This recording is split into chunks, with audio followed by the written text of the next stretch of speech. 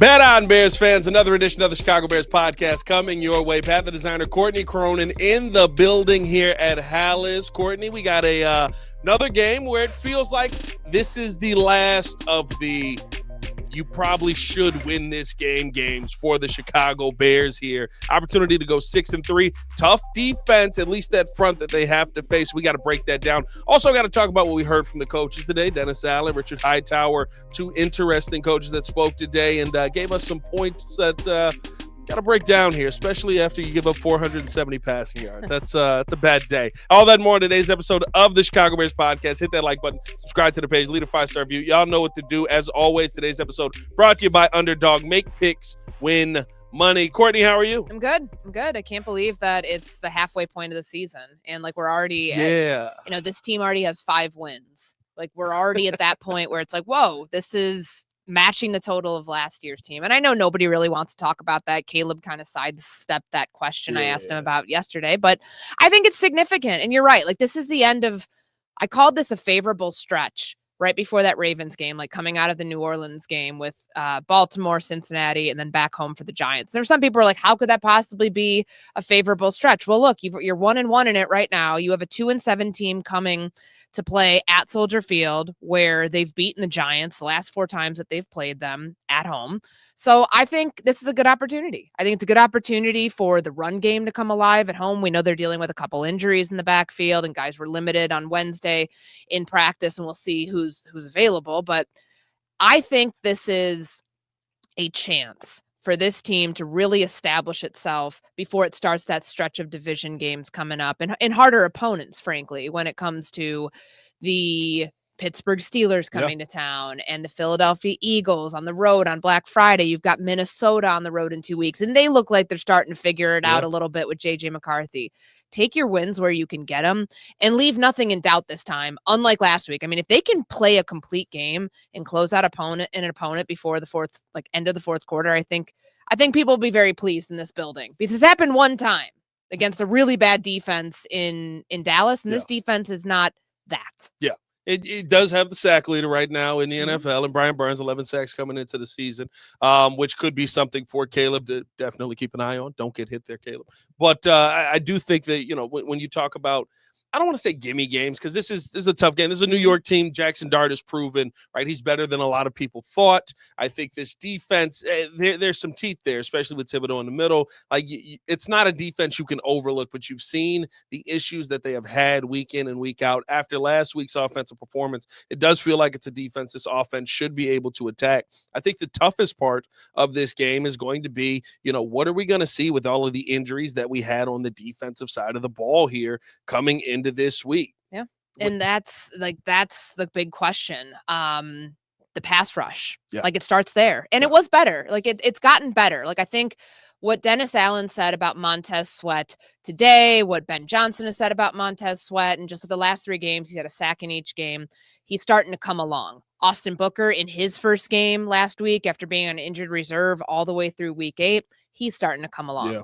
But there's still like a numbers game that they're trying to fight. That's why they had to go trade for Joe Tryon-Shoyinka, and how much of a role he has, TBD, whether it's, obviously they're going to need him on defense. Like, you have to play this weekend. Yes. Like, I imagine that they could call somebody up off the practice squad if they felt that he's truly not ready, but he'll be part of some rotation. This is a Gardner Johnson situation again. But like this also points to Austin Booker is going to get a huge opportunity here to start. And I think that what Dennis Allen said about just how that pass rush felt better, felt rejuvenated when Booker was in there. He gets the sack later in the game, and it shows that can create some momentum. That's how you overcome some of those injuries that they had with Dio Odengbo going down. But we know that they're still pretty banged up in the secondary. And another week of CJ Gardner-Johnson, another week of Tyreek Stevenson being back. Good things there, but I still think it's a pretty big concern considering how thin they are at corner. Yeah, and that's going to be, that's the reason, big reason why 470 yards. Yes, rushing coverage matters, but when you have guys on the back end who are giving up big catches late in the game, that's how they were able to get back in. It's going to make it difficult. You're not going up against, the most fearsome, I guess you could say, receiving core now with some of the injuries they've had over there. But you still do have to worry about, was what you saw last week just the situation you have when you're going up against Jamar Chase and T. Higgins, or is this closer to what kind of DB unit you have right now? I do agree with you. I think the rush that we've seen from this team up front has gotten better week over week. The one thing that he pointed out as well was Montez Sweat, and he said, I talking about DA there, he said, I like what we've seen from Tez over the time, and it feels like he's just gotten more comfortable, more used to what we're asking him to do defensively, and now as we're getting to the halfway point of this season, it feels like he's starting to hit that stride. I love what Yurko said on the show yesterday. He was like, listen, you're going to get the highest paid player on this team, on this defense. You're going to get the daggers when you're not playing up to snuff. But I truly feel like what we've seen out of Tez the last, I would even go back and say 4 or 5 weeks. I know he didn't have the sack numbers, but what he's done in the run game has definitely been much more improved. And as far as a pass rusher, like, he continues to be somebody who creates the pressure. And I know the sack numbers are what we care about most, but those turnovers that you see from Tremaine, those turnovers you see from Byard and Nashawn Wright, those are because of the pressure that you're putting on quarterbacks. Yeah, and I mean, the forced fumble a couple weeks ago, that obviously, like, that stretch started with the Saints game for him. And then he's had a sack the next 3 games, Baltimore, Cincinnati. We had the sack starting in that New Orleans stretch after the 4th and 1 stop that he was a part of. After, within that sack, I think it was forced fumble too, then Baltimore, then Cincinnati. And he's playing more too. That to me was like the one thing I heard from Ryan Poles yesterday when he talked about Sweat's stamina has gotten so much better. Yeah. Well, it should, because you're paid $24.5 million a year. You should be out there more than you had been previously. And if you look at like what his snap counts are the last couple of games, against the Bengals, 76.5% of defensive snap, 80.6% the week before in Baltimore, 71.4 against New Orleans, 73.8. That's it's a far cry from where he was week 2 when he's playing 66, or even in week 3. I know it was Dallas, and obviously, like, that was a blowout game, but 58.1% of snaps. Like, you pay this guy a lot of money. He should be on the field. Your best players. Look at Max Crosby, Myles Garrett. Some of the best pass rushers in the NFL are out there. And I think Dennis Allen's answer was kind of interesting as to, like, well, why is his stamina better? He's like, well, he's bringing it to work every day. Okay, cliche answer, but that he said about everybody we asked about. you practice, like, okay, you're going to see results, but I think it's the results part in games where it's a snowball effect that I guess makes you more locked in as a player to want to get back out there. I don't know if that's a good thing, that it's like it takes that to like get the juice out of a player, but nonetheless, it's happening and it makes this defense better. Now, on the other side of it, how do they compensate for this loss of Dayo Odeyingbo? And, if we're being candid about it, how much of a loss is it really when he wasn't generating that much production from the edge rusher spot? So I think that it actually, I don't know if I think you should, they're at a steady spot right now where there shouldn't be any sort of drop off. It actually might lead to more production, considering they have Booker back, they have some depth. Maybe it's not like the most polished depth as of right now, and there is a numbers game that they're going to have to fight and probably bring up another defensive end to combat some of that, because they have more numbers on the inside, which is fine. But I think that they're in a spot where the pass rush against a young quarterback, we saw what they did to Spencer Rattler 3 weeks ago now. Yeah. You can use a lot of that same game plan to try to force him to stay in the pocket, the creativeness that they've seen on the blitz packages, the third down corner blitzes, the safety blitzes. You saw it last week. I think that there are examples of that can carry over against Jaxson Dart so you don't have the issues that all the teams that have faced him, even though they've lost a lot of games, they've lost more than they've won with him. He still is able to get out and hurt teams with his legs. No, 100%. You got to keep him contained. I think that's going to be very important from the defensive line this week. It's why I asked DA about, how does Booker become this complete player? I think he's a natural pass rusher, right? He's somebody who he knows how to use his body. I understand he's a little bit undersized, but he knows how to use his length, his arms to push guys out of the way. You saw what he did with Orlando Brown Jr. on the field, a guy who was, kind of prepared based off playing Montez the entire time. So it's not like that was just he caught him by surprise. Like, he was playing Montez on that side. Montez was using some of those same moves, trying to bull rush him as well. And, it wasn't working versus Montez. Austin Booker comes in, gets the move there to work. Like, to me, I think that he's a natural pass rusher. He has to be able to keep a guy like Jaxson Dart contained inside, him and Montez as well. Keep him in the pocket. That's where you want to see him, especially with the defense that this Bears team has been playing this year. I think, we look at Nashawn Wright in that game, got beat a couple of times by T. Higgins, really, really bad. I think that you look at Tyreek, got beat a couple of times there. But those are two of the best receivers in football. But this defense is still very opportunistic. And they've taken advantage of those opportunities. And it's because, to me, a guy like Nashawn Wright, I think he watches the film. He knows what the quarterback wants to do, and he tries to beat the quarterback to the spot. He's gambling. You gamble in moments. Sometimes you get beat real bad, and it looks real bad. But I feel like versus a guy like Jaxson Dart, that's an opportunity to get another interception, start to get some of those turnover numbers back up. And once you get young quarterbacks in a situation where they're turning the football over, that's when you start to get them to fall apart. Yeah, and I think that for someone like Jaxson Dart, like he may be very good at getting rid of the ball, being able to go where he wants to with it if something's not there, being able to find, do you take off with his legs? It seems like he's a very instinctive player, but like teams have not let him throw the ball that much. Yeah. You know what I mean? He's been able to run a lot. I think and he has 4 or 5 games of 50 rushing attempts, 50 plus, not rushing attempts, rush yards. Yeah. And I mean, his interception numbers too. I mean, he's only had 2 games where he's thrown picks, but against the Saints, that was the game that they lost a couple of weeks ago. I think that was his second game playing. He threw 2 interceptions there. Threw 2 interceptions there, threw 1 against the Broncos, and that was a great defense. So he's learned. He's had experience along the way. Didn't have the worst passing performance against the San Francisco 49ers this past week when they lost by 10, but I think that there's a chance for the pass rush to get home, but also the coverage unit can finally, get those numbers back up. Yeah. They're at 19 takeaways right now against a young quarterback. Without his security blanket receiver and Malik Neighbors out there, and without Cam Scatteraboo, they're a different team. Can they still run the ball? Yeah, a little bit.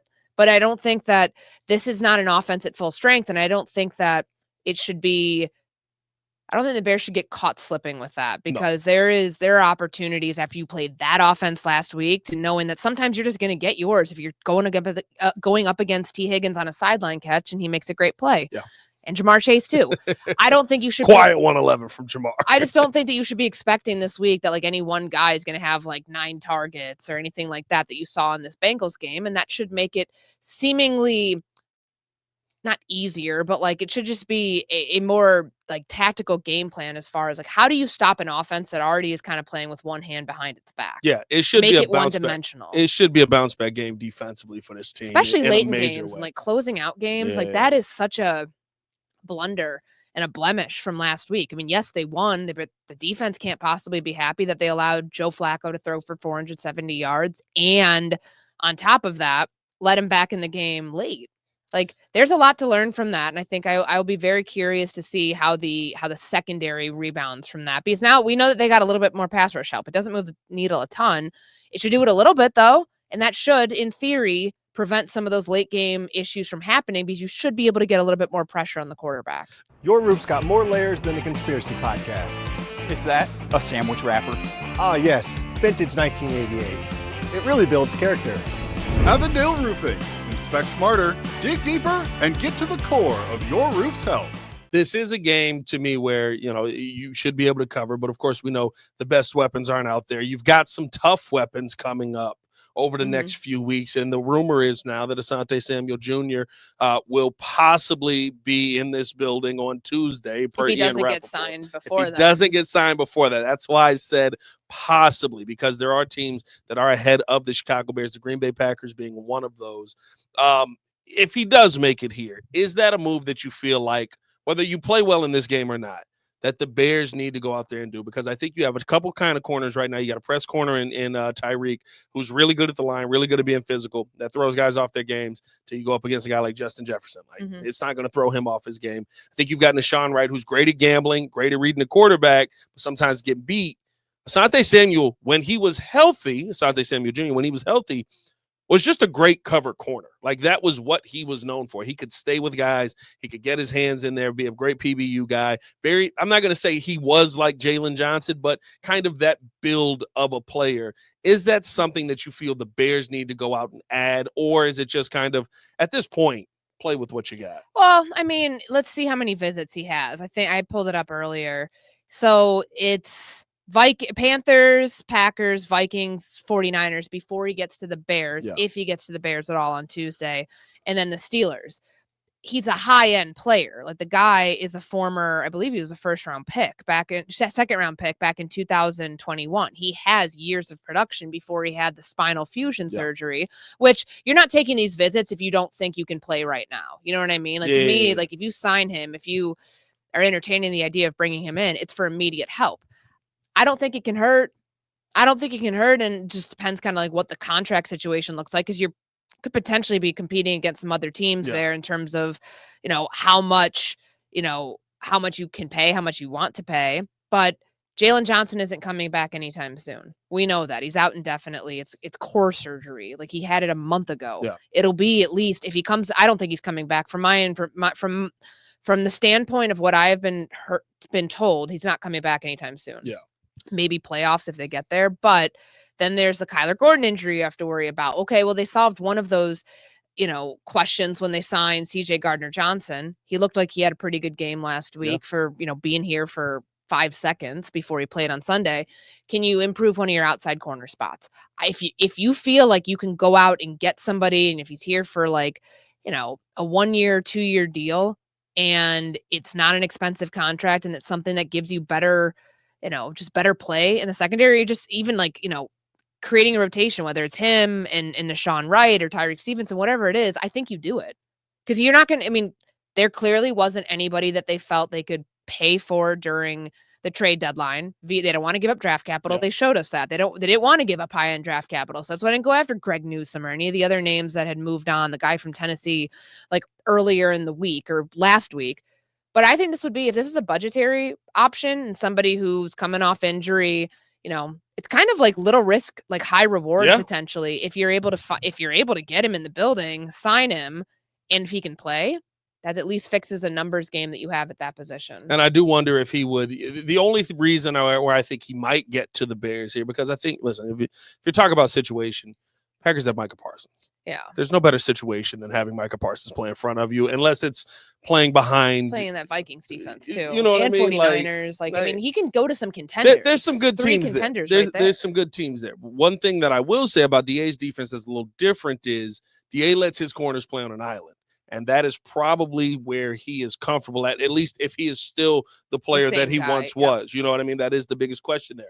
But he was one of those guys that wanted to be on an island. He was very much, you put me out here, I can stay with the best wide receivers in the game. I do wonder if that is a little bit enticing to him, trying to get his name back out there and trying to get.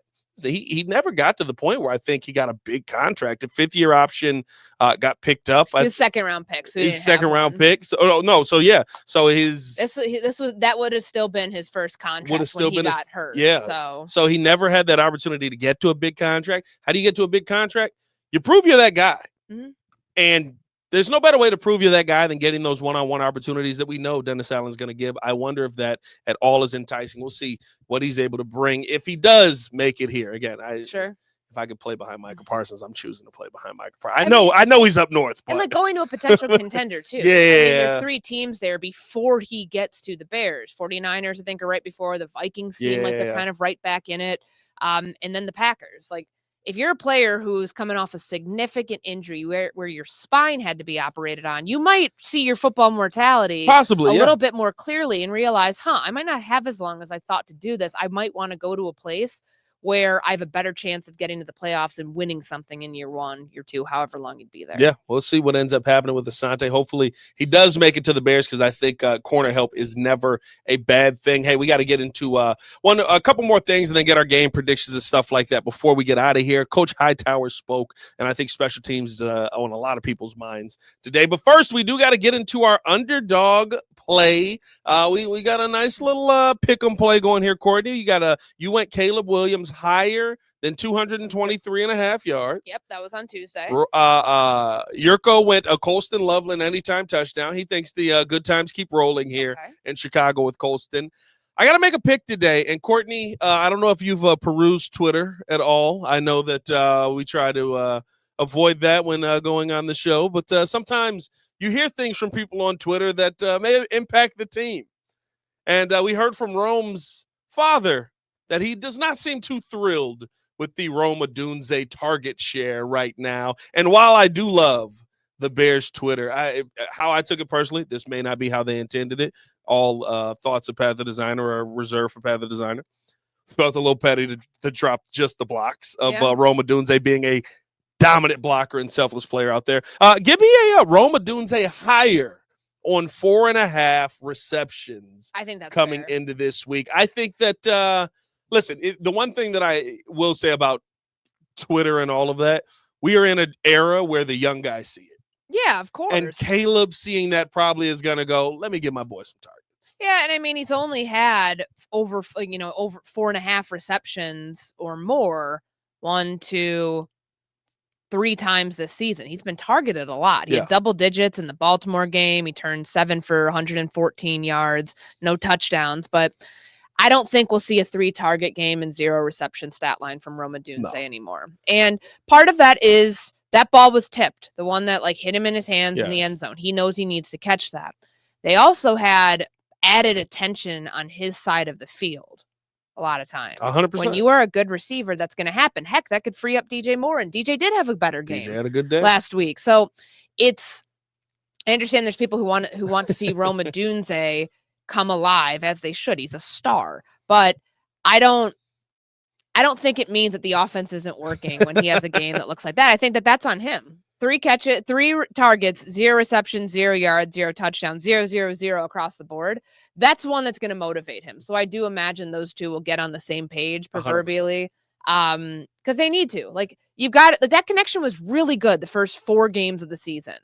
What's happened since then? It's been bumpy as heck, up and down, up and down, and to get back on track here where the run game's a little banged up right now. We know that DeAndre Swift still has the groin injury. Kyle Monungai has the ankle. Roshan Johnson was back in practice, but he doesn't really factor into the run game anyways. How are they going to do? They have to work around some of the issues on the ground. I hope not. I mean, if you're a Bears fan, I think you hope that they can still run the ball as effectively as they did last week, regardless of how guys feel, because that's going to open up more opportunities for them off play action to create some of those explosives. And I would imagine that Rome would be on more of the receiving end of those plays than not. 100%. Give me a 9-target, 5-reception day for Rome Odunze. And I'll take 2 touchdowns on that as well. Higher than 4.5 receptions. We're building a nice little pick 'em here, and we'll see what J-Mac has to finish the week off tomorrow. Make sure that you guys download the app today, sign up, and use the promo code CBP to score $100 in bonus entries when you play your first $5. That's promo code CBP. Underdog, make picks, win money. EOQ, the disclaimer. Must be 18 years or older, 19 or older in Alabama and Nebraska, 19 or older in Colorado for some games, 21 or over in Arizona, Massachusetts, and Virginia, and present in a state where Underdog Fantasy operates. Terms apply. See assets.underdogfantasy.com/web/play and get terms _DFS_.html for details. Offer not valid in Maryland, Michigan, New Jersey, New York, Ohio, and Pennsylvania. Concerned with your play? Call 1-800-GAMBLER or visit www.ncpgambling.org. In New York, call the 24/7 Hope line at 1-877-8-HOPE-NY or text HOPE-NY 467-369.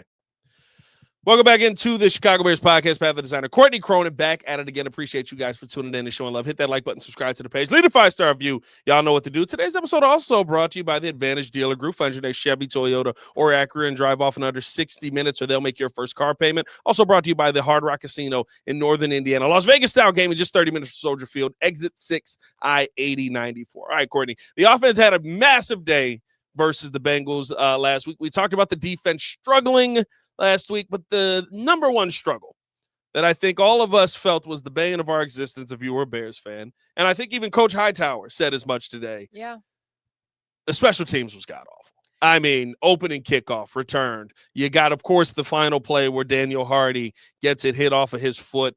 Coach Hightower kind of did not hold back on Hardy today, talking about where he didn't do his job well enough. The blocked field goal, the missed field goal. Like there's so much happening with special teams that we're actually having to have a conversation about it.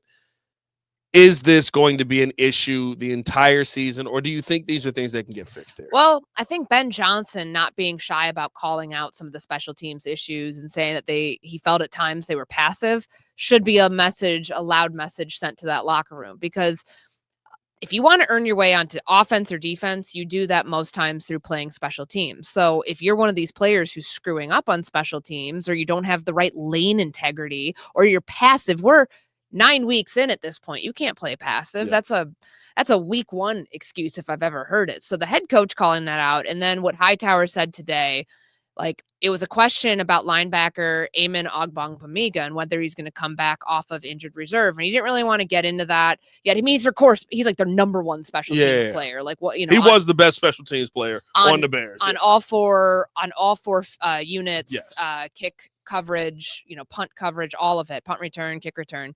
But he took it a step further to be like, there's no one who's going to work harder than me. I'm going to work my ass off to get this thing corrected. He has to. They have to. And like the issues, I was actually very like pleased with how he described what happened. So the block field goal where they were in the C gap was an issue. Yeah. And obviously with the missed field goal, which ends up because of like defensive offsides, like they get to redo that one, which is great for them. And that leads to a touchdown.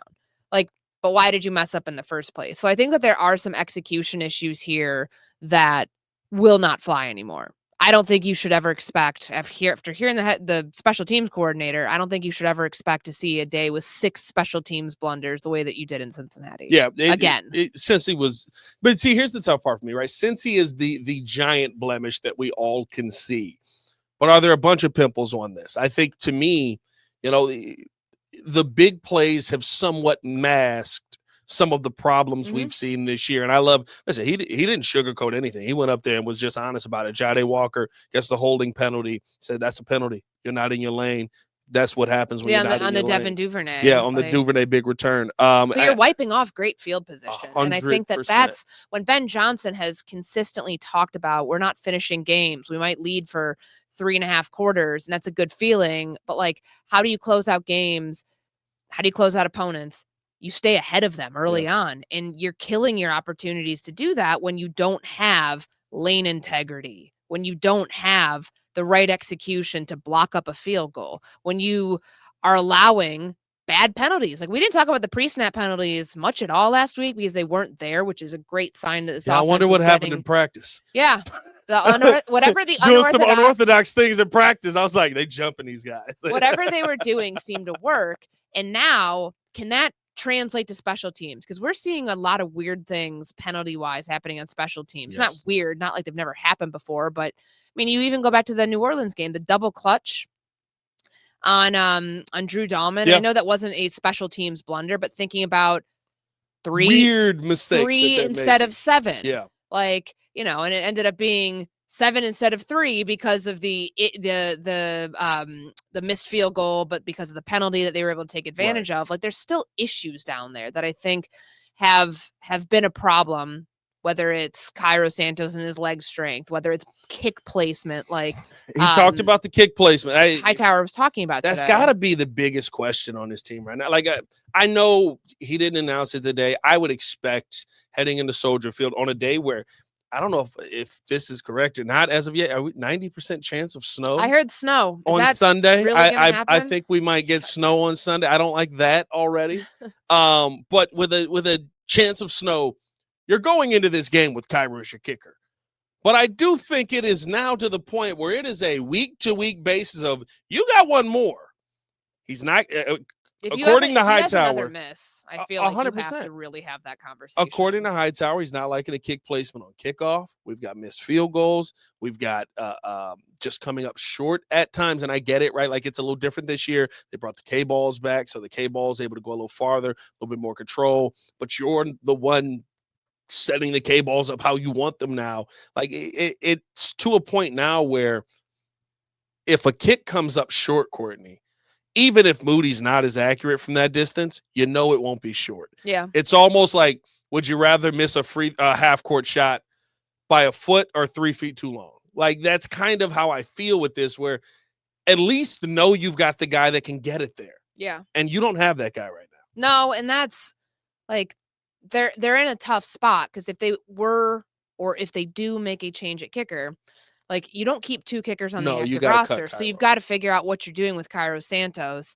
And it's not like they could release him to get him on the practice squad. Somebody would scoop him up. Yeah. Like, but somebody else, maybe indoors, they would scoop him up and they would be fine having him on their practice squad or whatever. But it's like, I think it's a good thing to have Jake Moody still on the practice squad to put him in a situation if you need him. But it's tenuous because they're winning games by close margins. They won last week by 5. 5, yeah. And then the week, 2 weeks before that, they won by, well, that was the Saints. 3 weeks before that, they won by 1. And the game before that, they won by 1.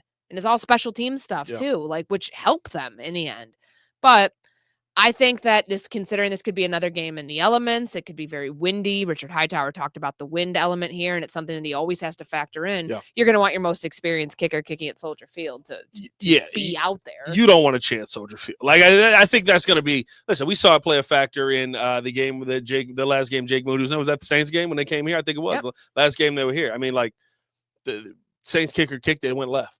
It was just like, oh, you don't have the distance for that at all. But Jake Moody was able to kind of navigate those elements because he had Cairo here to help him through it. So hopefully, to me, you get this all solved. I think my biggest thing has been I haven't seen Jake Moody make a kick that Cairo hasn't made yet.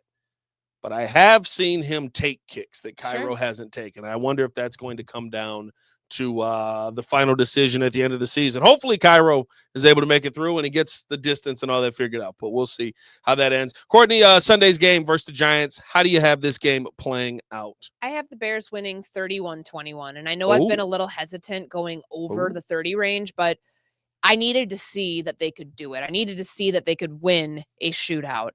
I think that the Giants are so banged up that they're not going to be able to keep it that close. So the Bears win by 10. They win at home. And the offense cooks again. Like Caleb doesn't throw an interception in this game. He'll go back-to-back weeks without throwing one. And another 2-touchdown plus day from him. I agree with you. I'm going I actually go a little better. I'm gonna go 34-21. I think you found a nice. The snow apparently is going to be. I don't think Ben cares.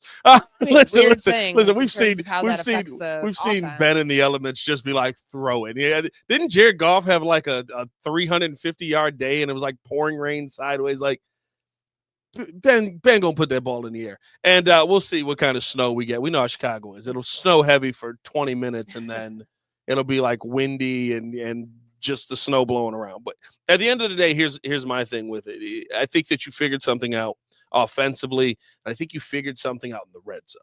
Yeah. And that to me is the most important. Did not talk about that at all this week. Like the red zone completion is so important for this team. And I think the one that told it to me, Courtney, was when you were on the 2 and you got the delay of game penalty, which Declan Doyle said was they got the play call in late. Yep. Caleb got the call in late. Everything was just kind of a little bit behind there. You get the delay of game. Don't want to take a timeout in that situation.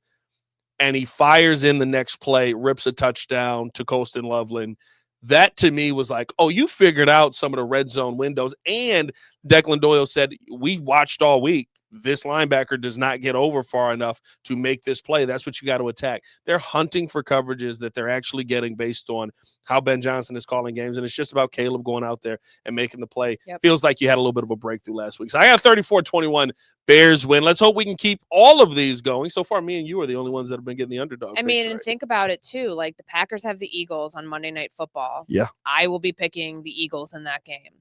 So the Packers right now have a half game lead on the tie. So gross. The tie, and then they've got a half game lead on both Detroit and Chicago, who are tied for second place. Yep.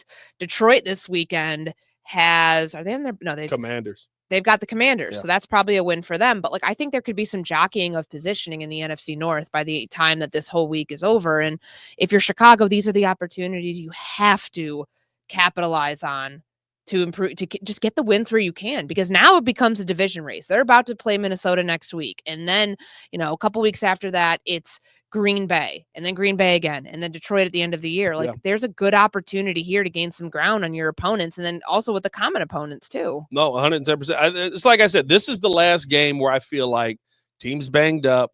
It's not like, and we don't know what's going to happen on Sunday. Guys get banged up, all that stuff happen. But like, teams banged up. You come into the game kind of knowing they're behind the 8 ball. They don't have a lot of answers. They don't have their number 1 wide receiver. They don't have their best running back available to them. It's a game that you feel like you should take advantage of. Those are over. Vikings look like a pretty good football team right now. Steelers look like a pretty good football team right now. Eagles, we know what they are.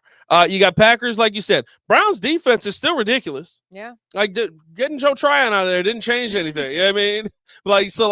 I think that you got Packers again. 49ers are good team. Shockingly still really a good team. I don't know how they're doing that. You finish with the Lions, like you said. Like, not only do you need to get wins in it, you need 3 divisional wins. So stack as many as you can coming into this, because I think it's going to be a very difficult finish to the season for this Bears team. Things have broken the Bears' way here early in the season. Late in the season, it looks like that's where things are going to tighten up. So hopefully we get this one on Sunday and we can keep it going. It helps if you go 1-0 this Sunday. Let us know how you guys feel in the comments below. What is your prediction for a Chicago Bears versus Giants game here on Sunday? Do you think it's going to be a win? Do you think the Bears take the L? For Courtney Cronin, your boy Pat the Designer, back at it again. Y'all stay safe out there, Chicago. Big Red Downs, one love. Peace.